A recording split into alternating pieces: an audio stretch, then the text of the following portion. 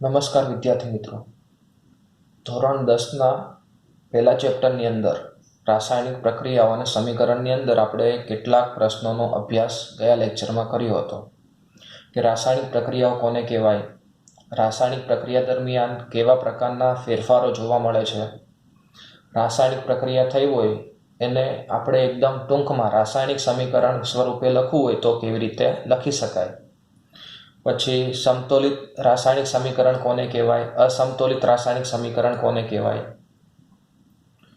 આ બધા પ્રશ્નો આપણે જોયા હતા. આની સિવાય કેટલીક પ્રક્રિયાઓ પણ જોઈ હતી, સંયોગીકરણની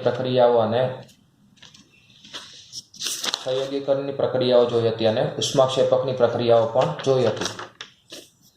પહેલા આ બંને પ્રક્રિયાઓ વિશે ફરીથી અભ્યાસ કરી લઈએ એટલે તમને વધારે ખબર પડે. મિત્રો, સંયોગીકરણની પ્રક્રિયા કોને કહેવાય? તો જે રાસાયણિક પ્રક્રિયામાં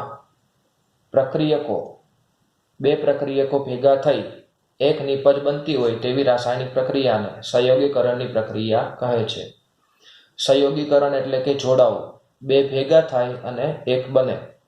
તો જે રાસાયણિક પ્રક્રિયામાં બે કે તેથી વધુ પ્રક્રિયકો વચ્ચે પ્રક્રિયા થઈ એક જ નિપજ બનતી હોય કે બે અથવા તો બે કરતાં વધારે પ્રક્રિયકો છે એની વચ્ચે પ્રક્રિયા થાય અને એક જ નિપજ બને તો તેવી રાસાયણિક પ્રક્રિયાને સંયોગીકરણની પ્રક્રિયા કહે છે. ઉદાહરણ મેં તમને કીધું હતું કે કેલ્શિયમ કાર્બોનેટ છે, કેલ્શિયમ ઓક્સાઇડ છે, કળી ચૂનો, એની પાણી સાથે તમે પ્રક્રિયા કરો તો કેલ્શિયમ હાઇડ્રોક્સાઇડ બને છે. આપણે ઘરે જે ચૂનો કરવાનો હોય એમાં કળી ચૂનો હોય અને આપણે પાણીની અંદર થોડા સમય માટે રહેવા દઈએ તો કળી ચૂનાને પાણીની અંદર નાખશો તમે એટલે કેલ્શિયમ હાઇડ્રોક્સાઇડ ચૂનાનું નીતર્યું પાણી બને છે અને ખૂબ જ વધારે પ્રમાણમાં ઉષ્મા ઉત્પન્ન થાય છે.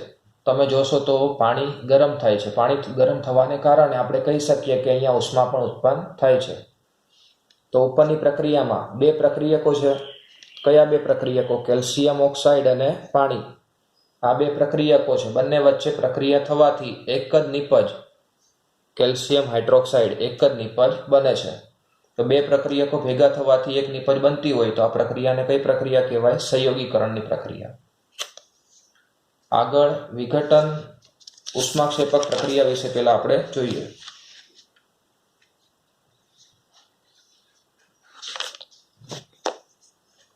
મિત્રો, ઉષ્માક્ષેપક પ્રક્રિયા કોને કહેવાય? તો જે રાસાયણિક પ્રક્રિયા દરમિયાન ઉષ્મા ઉત્પન્ન થતી હોય, ઉષ્મા મુક્ત થતી હોય, એટલે કે રાસાયણિક પ્રક્રિયા દરમિયાન પ્રક્રિયાનું તાપમાન વધતું હોય, તાપમાનમાં વધારો થતો હોય તો તેવી રાસાયણિક પ્રક્રિયાને ઉષ્માક્ષેપક રાસાયણિક પ્રક્રિયા કહે છે. જે રાસાયણિક પ્રક્રિયામાં નિપજના નિર્માણની સાથે કે નિપજ ઉત્પન્ન થાય ત્યારે નિપજના નિર્માણની સાથે ઉષ્મા મુક્ત થતી હોય તો તેવી રાસાયણિક પ્રક્રિયાને ઉષ્માક્ષેપક પ્રક્રિયા કહે છે. ખબર પડી મિત્રો? ઉષ્માક્ષેપક બે પ્રકારની પ્રક્રિયા હોય, તમને ખબર છે, ઉષ્મા શોષક અને ઉષ્માક્ષેપક.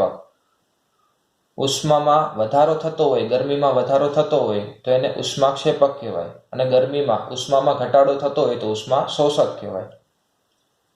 તો જે રાસાયણિક પ્રક્રિયા દરમિયાન નિપજના નિર્માણની સાથે ઉષ્મા મુક્ત થતી હોય, ગરમી વધતી હોય, પ્રક્રિયાનું તાપમાન વધતું હોય તો તેવી પ્રક્રિયાને ઉષ્માક્ષેપક રાસાયણિક પ્રક્રિયા કહે છે.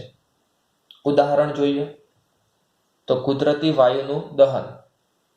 અહીંયા ઉદાહરણ લખેલું છે મિથેન, કુદરતી વાયુ. મિથેનને તમે ઓક્સિજનની હાજરીમાં હવામાં તમે દહન કરો તો કાર્બન ડાયોક્સાઇડ ઉત્પન્ન થાય અને ખૂબ જ વધારે પ્રમાણમાં ઉષ્મા પણ મળે છે. કોઈ પણ વસ્તુનું દહન કરો એટલે તમને ખબર છે મિત્રો કે ખૂબ જ વધારે પ્રમાણમાં ઉષ્મા ઉર્જા ઉત્પન્ન થાય. એવી રીતે બીજું ઉદાહરણ આપેલું છે કોલસાનું દહન. સી એટલે કાર્બન, જે કોલસાનું એક સ્વરૂપ છે. કોલસાને તમે ઓક્સિજનની હાજરીમાં દહન કરો તો કાર્બન ડાયોક્સાઇડ ઉત્પન્ન થાય છે એટલે કે ધુમાડો ઉત્પન્ન થાય. કોલસાને સળગાવીએ તો ધુમાડો ઉત્પન્ન થાય છે, કાર્બન ડાયોક્સાઇડ છે, અને ગરમી પણ ઉત્પન્ન થાય. એટલે અહીં પણ ઉષ્મા ઉત્પન્ન થાય છે એટલે કે આ પ્રક્રિયા કેવી કહેવાશે? તો ઉષ્માક્ષેપક રાસાયણિક પ્રક્રિયા છે. ખબર પડી મિત્રો? ઉષ્માક્ષેપક પ્રક્રિયા કોને કહેવાય? જે રાસાયણિક પ્રક્રિયામાં નિપજના નિર્માણની સાથે ઉષ્મા ઉત્પન્ન થતી હોય, પ્રક્રિયાનું તાપમાન વધતું હોય તો એ ઉષ્માક્ષેપક પ્રક્રિયા થાય. આગળનો પ્રશ્ન જોઈએ. કે ઘરની દિવાલો ધોળવા માટે શું વપરાય છે, તે પદાર્થ કેવી રીતે બને છે અને તે રાસાયણિક સમીકરણ લખી સમજાવો. મિત્રો, આપણે ઘરે દિવાલ ધોળવી હોય, ઘરે ચૂનો કરીએ તો એના માટે શું વપરાય, તે કેવી રીતે બને અને તેનું રાસાયણિક સમીકરણ પણ લખવાનું છે. તો ઘરની દિવાલો ધોળવા માટે ચૂનાનું નીતર્યું પાણી, કેલ્શિયમ હાઇડ્રોક્સાઇડ. શેનો ઉપયોગ થાય છે મિત્રો? કેલ્શિયમ હાઇડ્રોક્સાઇડ, Ca બ્રેકેટમાં OH અને બ્રેકેટની બહાર 2 એટલે કે ડાઈસ કહેવાય. CaOH ડાઈસ, કેલ્શિયમ હાઇડ્રોક્સાઇડનો ઉપયોગ થાય છે. હવે મિત્રો, આ બને કેવી રીતે? તો આગળ મેં તમને કીધું કે જ્યારે પણ આપણે ચૂનો કરીએ ત્યારે શું કરીએ? કેલ્શિયમ ઓક્સાઇડ એટલે કે કળી ચૂનો હોય એને આપણે પાણીની સાથે મિશ્ર કરીએ. કોઈ એક માટલામાં કેલ્શિયમ ઓક્સાઇડ કળી ચૂનો લેવામાં આવે અને તેને અંદર પાણી નાખવામાં આવે છે. તમે પાણી નાખશો એટલે થોડા સમય પછી પાણી ખૂબ જ ગરમ થઈ જશે, ઉકળતું હોય એવું લાગશે તમને.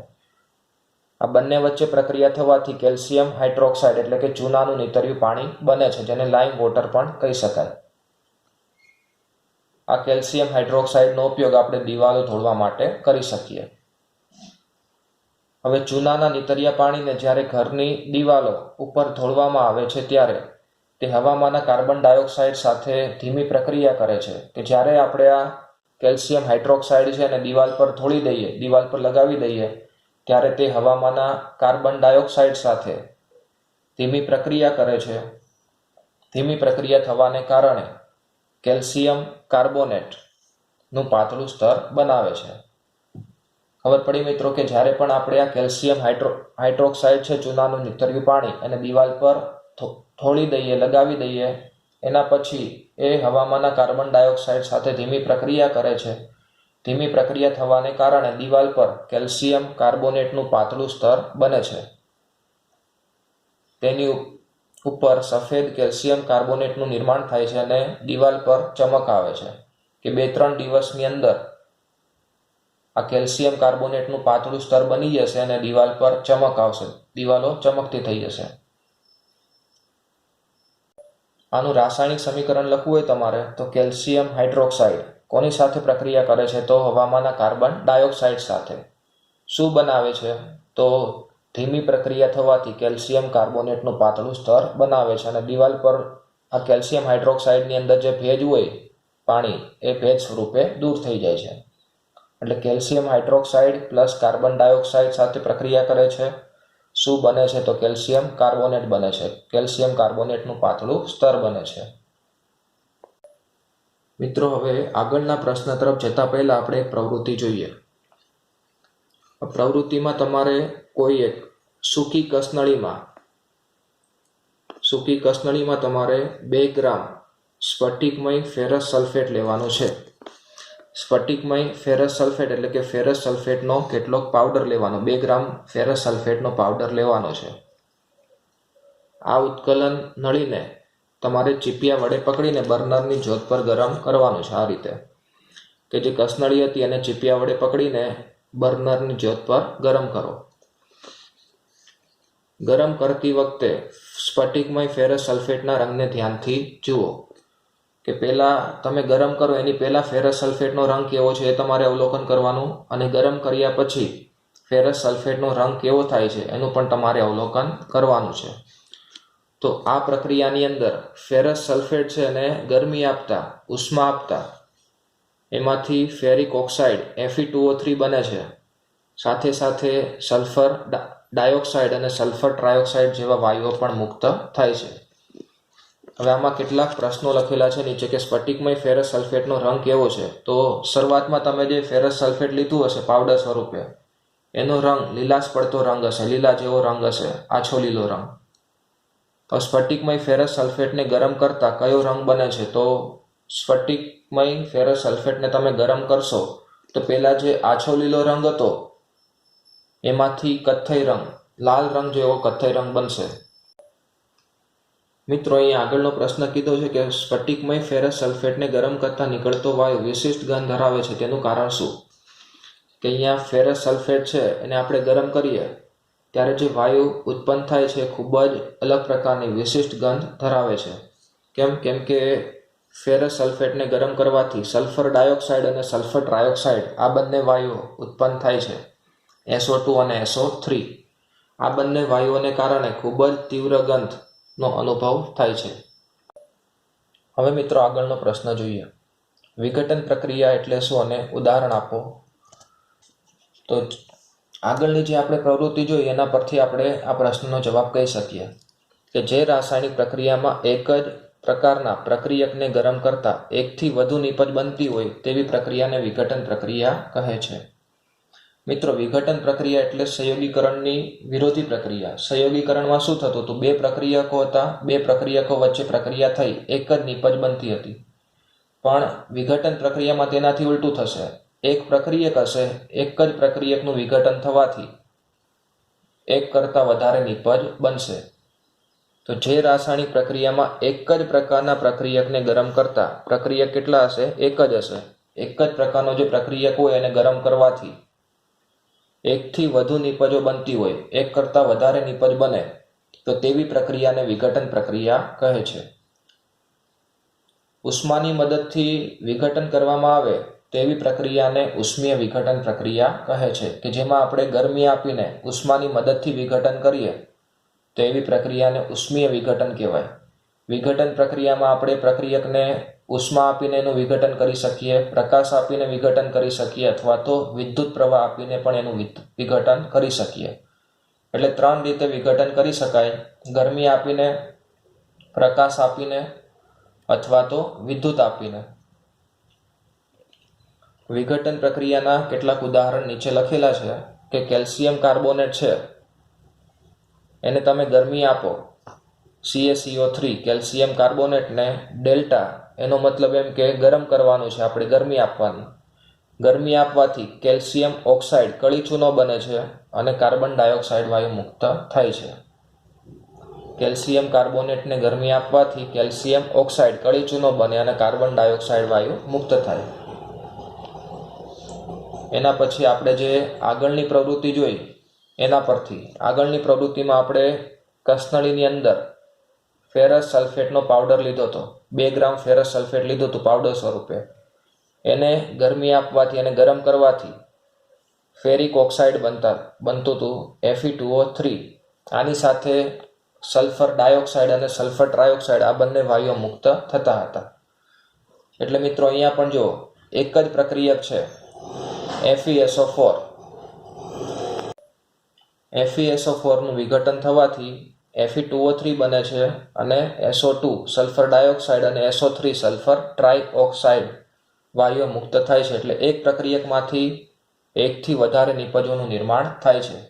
એટલા માટે આ પ્રક્રિયા કેવી કહેવાય? તો વિઘટન પ્રક્રિયા થશે. હવે આગળનો પ્રશ્ન જોઈએ કે વિઘટન પ્રક્રિયામાં પ્રક્રિયકો વચ્ચેના બંધ તોડવા માટે કયા કયા પ્રકારે ઉર્જા જરૂરી છે, તેને ઉષ્મા શોષક પ્રક્રિયા કહી શકાય. મિત્રો, વિઘટન પ્રક્રિયાની અંદર પ્રક્રિયકો વચ્ચેના તમારે બંધ તોડવા હોય તો તમે કયા કયા સ્વરૂપે ઉર્જા આપી શકો એને, અને આ જે વિઘટન પ્રક્રિયા છે એનો ઉષ્મા શોષક પ્રક્રિયા કહી શકાય કે નહીં. તો વિઘટન પ્રક્રિયામાં પ્રક્રિયકો વચ્ચેના બંધ તોડવા માટે ઉષ્મા, પ્રકાશ અથવા તો વિદ્યુત સ્વરૂપે ઉર્જા જરૂરી છે. કે તમારે વિઘટન પ્રક્રિયા કરવી હોય તો તમે ઉષ્મા સ્વરૂપે અથવા તો પ્રકાશ સ્વરૂપે અથવા તો વિદ્યુત સ્વરૂપે તમે ઉર્જા આપી શકો. વિઘટન પ્રક્રિયામાં પ્રક્રિયકના પરમાણુઓ ઉર્જા મેળવીને નાના અણુ કે પરમાણુમાં વિઘટન પામે છે. કે વિઘટન પ્રક્રિયામાં આપણે પ્રક્રિયકને ઉષ્મા ઉર્જા આપીએ અથવા તો પ્રકાશ આપીએ અથવા તો વિદ્યુત ઉર્જા આપીએ ત્યારે તે ઉર્જા મેળવીને પ્રક્રિયકના જે પરમાણુઓ હોય તે ઉર્જા મેળવીને નાના અણુ કે પરમાણુમાં વિઘટન પામે છે. કે જે પ્રક્રિયકનો અણુ હતો એનાથી નાના અણુ કે પરમાણુમાં વિઘટન થાય.